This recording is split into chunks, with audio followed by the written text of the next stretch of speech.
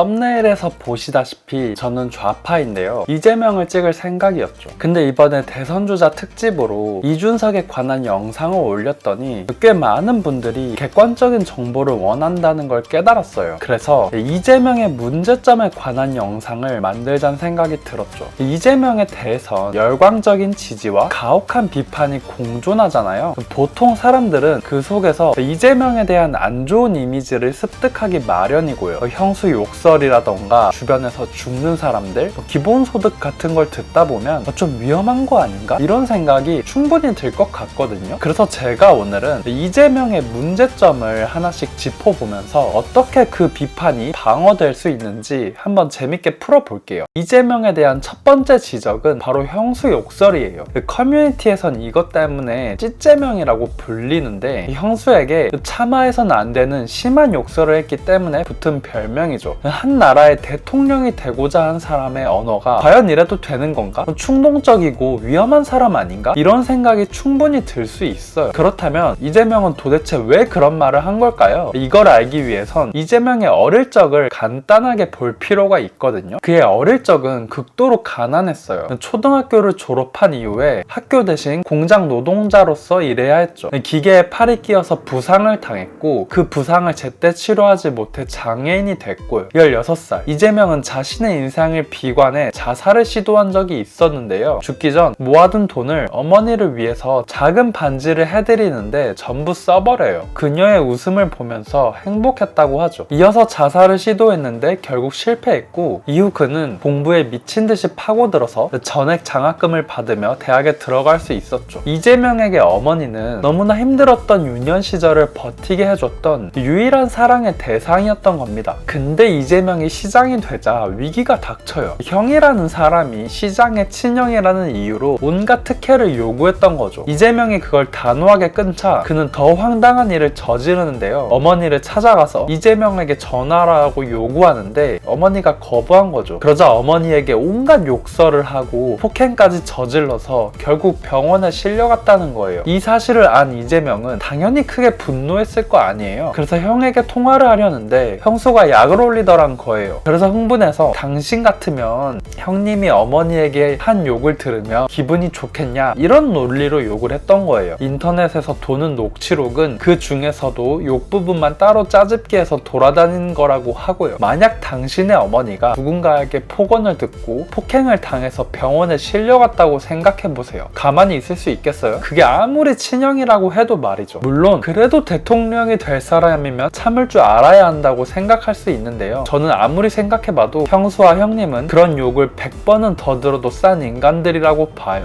이재명의 두 번째 문제는 전과 사범이란 거죠. 커뮤니티에서 찌재명과 함께 꼭 따라오는 별명인데요.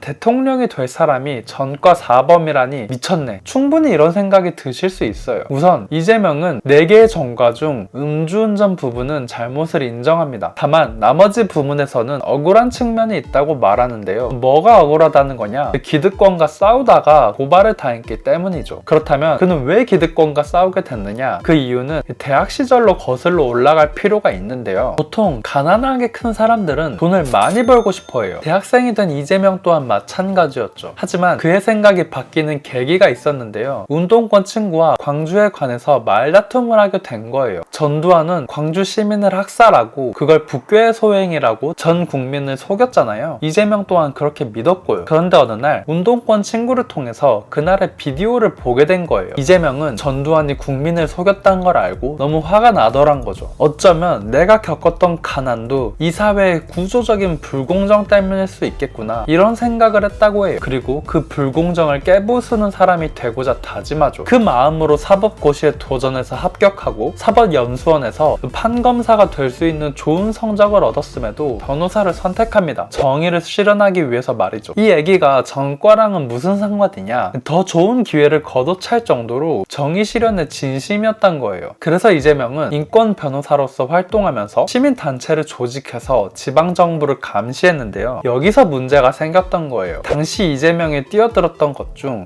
파크뷰 특혜 분양 사건이란 게 있거든요. 토건 세력이 정치권과 법조계에 로비를 했고 그 결과 파크뷰라는 아파트를 지어서 엄청난 이득을 본 일이 있어요. 이 당시 성남시장이 토지 용도를 변경해준 게 아주 결정적이었고요. 이재명은 이걸 최초로 고발하고 추적하던 사람이었는데요. 한 방송국 PD가 이걸 취재하겠다고 이재명을 찾아왔어요. 그 PD가 성남시장에게 전화를 걸어서 검사를 사칭하면서 취재를 했던 거죠. 옆에 있던 이재명은 그 검사가 누군지 알려줬다는 이유로 고발을 당했고 전과가 생긴 거죠. 기본적으로 권력자와 싸우려 들지 않았다면 이런 문제도 생길 일이 없었고요. 또 다른 전과도 마찬가지 맥락인데요. 성남시에 있던 병원들이 문을 닫으면서 의료 공백이 생겼다고 해요. 사람들은 공공병원을 만들고 싶어 했고 이재명에게 도와달라고 말하죠. 이재명은 조직을 세웠고 사람들의 서명을 받아서 시의회에 올립니다. 근데 당시 한나라당이 장악한 시의회에서 이걸 폐기해버려요. 바깥에서 이걸 지켜보던 시민들은 분노합니다. 도망치는 시의원들에게 항의하고 몸싸움이 벌어졌죠. 그러자 성남시가 이걸 빌미로 이재명을 고발해버려서 전과가 또 생긴 거였어요. 이재명이 가진 세 번째 문제는 대장동과 그 비리 의혹이죠. 많은 분들이 이재명이 천문학적인 돈을 받은 비리 시정이라고 믿죠. 하지만 이재명은 토건 세력이 헤쳐먹었을 엄청난 이익을 공공으로 환수한 유능한 시장이었다는 게 본질이라고 봅니다. 대장동을 설명하기 전에 성남시장 시절 이재명에 대해서 볼 필요가 있는데요. 성남시 의료원 설립이 무력하게 막히자 이재명은 직접 권력을 잡기 위해 정치에 뛰어드는데요. 여러 번의 낙선 끝에 성남시장이 되는데 성공했죠. 시장이 된 이재명의 철학을 한마디로 표현하면 공정함이었어요. 공무원에게 뒷돈 받지 말고 주어진 권한을 공정하게 행사하자는 거였죠. 이를 위해 시장실에다가 CCTV를 달아놓고 부정한 돈을 받지 않겠다고 선포했을 정도예요. 아니 그럼 대장동은 뭐냐? 보통 사람들의 생각보다 대장동은 거대한 사건이거든요. 2005년에 LH가 대장동 일대를 공공개발하려고 했었어요. 근데 2010년 정부와 국회의원이 움직여서 민간개발로 돌려버리죠. 즉 대장동에서 이득을 보는 세력은 정부와 국회까지 영향력을 미치는 강자라는 얘기가 돼요. 근데 민간개발이 진행되려고 했을 때 이재명이 당선됐던 거예요. 그는 대장동의 민간개발을 멈춰버리고 공공개발로 돌리려고 했죠. 근데 한나라당이 장악한 시의회가 이걸 막아버려요. 결국 시장인 이재명은 어쩔 수 없이 민간 공동개발의 형태로 틀 수밖에 없었고요. 그 결과 어떻게 됐느냐? 이재명이 개입하지 않았다면 대장동 세력이 모든 이익을 독점했을 사업을 성남시는 수천억의 이익을 공공으로 환수해내는데 성공했죠. 만약에 그가 비리시장이었다고 생각해봐요. 뭐하러 이렇게 복잡하게 일하겠어요? 그냥 대장동 업자들이 민간 개발하게끔 뒀으면 알아서 조단위 수익을 내고 그중 일부를 상납했을 겁니다. 심지어 윤석열은 대통령에 당선되고 이재명을 잡아 넣으려고 그야말로 탈탈 털었잖아요. 근데 대장동 관련해서 이재명이 돈을 받았다는 물증은 찾지도 못했어요. 한편 이재명 대표의 수사가 진행되는 동안 주변인들의 죽음 또한 많이 이야기를 하잖아요. 그래서 얼마 전엔 나경원이 드럼통에도 들어가면서 이걸 비판했었고요. 저는 그들의 죽음에 이재명이 개입했을 확률은 제로라고 봐요. 만약 이재명이 그들의 죽음에 털끝만큼이라도 관련됐다고 생각해보세요. 윤석열이 가만히 있지 않았을 겁니다. 검찰을 동원해서 어떻게든 종신형을 때렸겠죠. 사람을 바닷가에 수장시키려 했을 정도로 막대먹은 인간이 이 사건을 제대로 수사하지 않았다면 그건 오히려 검찰을 의심해야 하는 부분 아닐까 생각해요. 근데 대장동부터 주변인의 죽음까지 이 모든 것을 이재명의 잘못이냐 몰아가는데 성공한 걸 보면 언론 환경이 얼마나 기울어져 있는지 알 수 있죠. 이재명에 대한 네 번째 걱정은 포퓰리즘입니다. 그는 시장 때부터 무상복지 시리즈로 유명했고 현재는 기본소득을 주장하죠. 이걸 반대하는 측은 전 국민에게 현금을 살포하는 건 국가의 재정을 파탄나게 만드는 악마의 포퓰리즘이라고 말하죠. 더 나아가 각종 복지 정책을 위해 부자의 것을 빼앗다 보면 결국 국가의 부가 사라져서 대한민국은 망할 거라고 비판합니다. 이걸 알기 전에 이재명의 성남 시절 업적을 봐야 할 필요가 있어요. 그가 빚을 갚는데 선수였다는 건데요. 이재명이 당선됐을 당시에 전임 성남시장이 티나지 않는 수천억의 빚을 쌓아뒀던 거예요. 이재명은 그걸 드러내기 위해 모라토리엄을 선언하고 빚을 갚기 위해 뼈를 깎는 노력을 했다고 해요. 기존에 방만하게 운영됐던 각종 투자 사업을 재검토하고 전시성 예산 축소, 보도블록 재활용 등 예산 절감을 위해 노력했다고 하죠. 이후 건전해진 재정을 바탕으로 무상복지 시리즈를 진행했던 거고요. 마찬가지로 이재명이 대통령이 된다면 국가에 쓸데없는 예산을 많이 줄일 수 있다고 봅니다. 그렇게 방만한 예산을 줄이고 남는 돈을 문재인 정부 시절에 했던 재난지원금 형식으로 시민들에게 돌려주는 올려주는 건 100% 찬성해요. 이 정도는 사실 보수 경제학자들이 오히려 주장하는 건데요. 국가가 쓸데없는 사업하지 말고 세금이 남으면 그대로 국민에게 되돌려주는 게 효율적이란 거죠. 오히려 이걸 가난한 사람들 지원하겠다면서 선별하고 감시하는 비용이 오히려 크다는 겁니다.